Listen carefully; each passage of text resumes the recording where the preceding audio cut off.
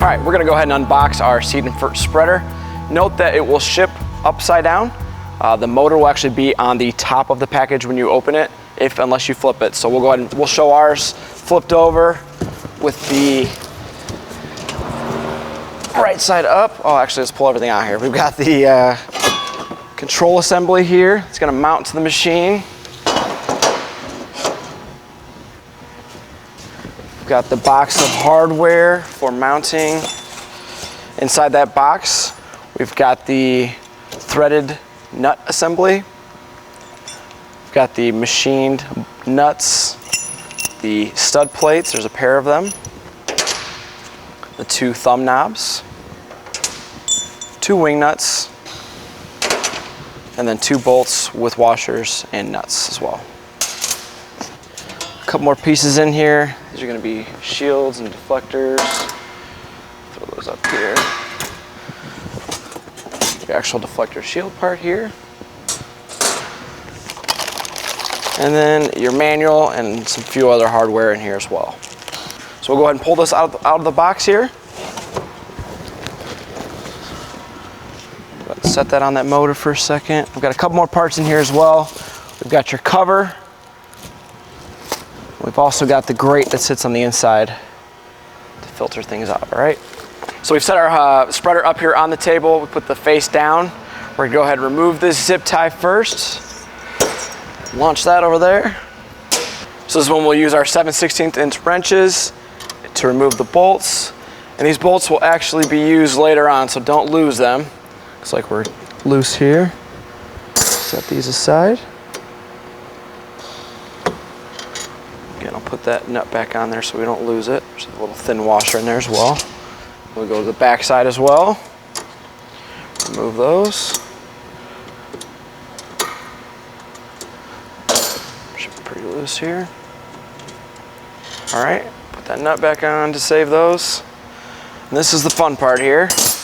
You gotta shimmy this little guy out of here. This little shield off the back. The best way to do it is to spin this around. Pull it out like that.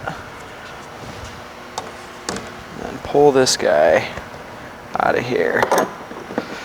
And you will no longer need these either. So just go ahead and launch that over there.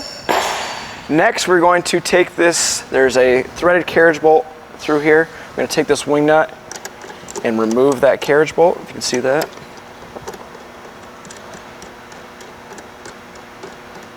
You will also no longer need these. All right, now we're going to go ahead and mount the control assembly to the hopper itself. This one's a little tricky here, so try to be as detailed as we can. Move your cord. We've actually got to split the 2 cables, top and bottom, and then make sure that flange gets around. To ensure that you can slip the mount plate onto the spreader, go ahead and make sure this bottom cable here is loose. That way you can get it around that bar. Then we'll go ahead and mount this to the frame itself. We're going to use our bolts, our washer, and nut here to get that assembled. All right, thread the bolt through.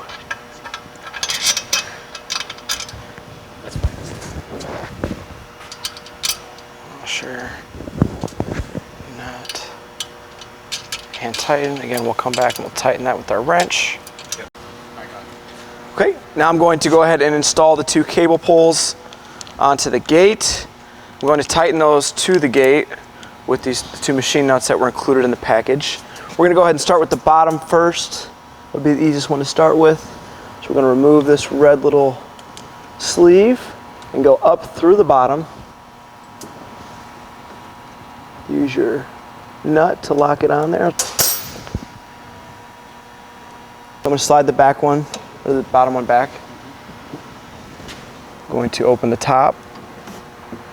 Take that sleeve off. Throw that bolt through. Use the second machine nut to secure that. Yeah, so as you're tightening the bottom bolts with your 3/8 wrench, use your 5/16 wrench and hold that top.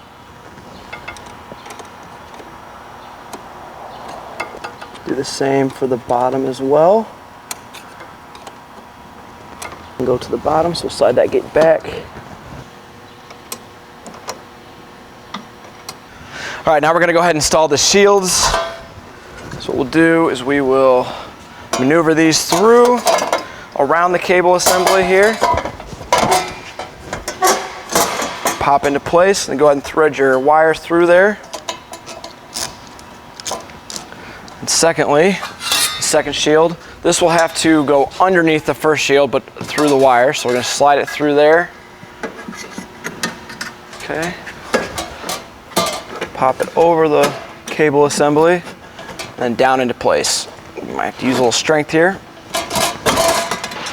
All right, then we're going to take the bolts that you removed earlier, install onto the frame. It's best to use your fingers here and line up the shields. The bolt's a little bit easier to go in there, and tighten with the nut. All right, now we're gonna go ahead and tighten those shields right to the framework using your 7/16" wrenches. So go ahead and make sure that the two shields are slid as far apart as possible and then tighten them completely. What that will do is that will ensure the full coverage and then also no rattling. All right, now we're gonna take that plug that you initially weaved through that shield and we're gonna go ahead and plug in our motor. So weave through there until it clicks. There you go. We'll then tighten the cables to the framework. These are the 11/16" wrenches. So using our 7/16" wrench, we're going to then remove just the nuts on these bolts here on the inner side after we've laid the spreader down. So go ahead and get those loose. Should be close to hand tight there. And hold on to that nut there. We'll do the opposite side.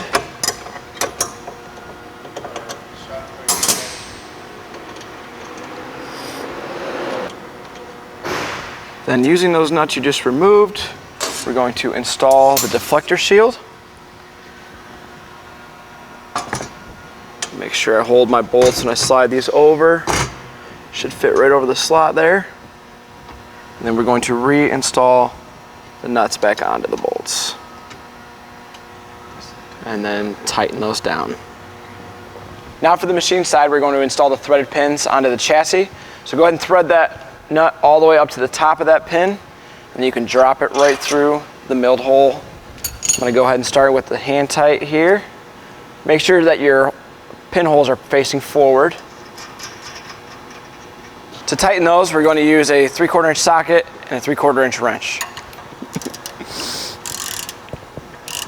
And again, make sure that your hole is facing forward on your pin. We're now going to install the stud plate onto the chassis. Thread that all the way through. We recommend throwing the wing nut on there just to hold it in place. Okay. What we're going to do now is throw our bolt with the washer through the hole, and use our washer and nut to tie that in to the frame. So now that we've installed the fertilizer spreader, we're going to actually put it on the machine. So we'll start here by aligning your back pins. Start with the wing nuts here. Get those on. Spin to tighten. Do the back one next.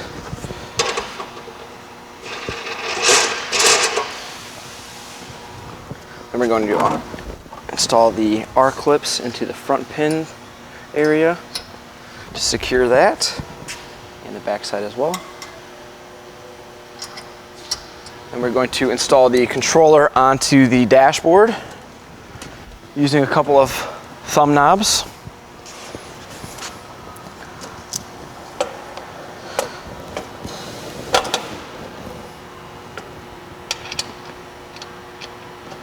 Twist to tighten, and then the bottom. And then we're going to plug into our power connection. To power on your spreader, we're going to first turn a key. Press the power button up top, top left. Start rotating.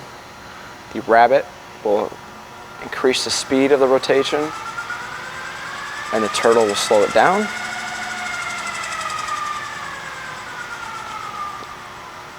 It's the off button. We'll go ahead and shut her down there. We have a gate control here. Pull it to open the flow, push to close, and then pull to change the direction to your right, push to change your direction to your left. So we're going to show some adjustments to the rate flow knob up front. What this does is it mitigates the movement in the gate, allowing for more and less travel. We've got an operator up front opening and closing the gate. So as you can see, it's tapered. As you rotate, it will allow the gate to open more, allowing more flow of your material out of the spreader. In the notch, you can then open the gate all the way. While we're on the side here, we've also got a deflector shield. This deflector shield will be pinned up out of play when you receive it. You can then pin it down to change the direction of it and prohibit the material from coming out on your operating left side. Or you can pin it up and hold it up out of play. All right, we're gonna go ahead and install the grate inside the hopper itself. And then we will remove our cover and install that right over the top. And you are now ready to go. Thank you for watching. My name is Taylor Cole-Quillard. If you have any other questions, please call our customer support team.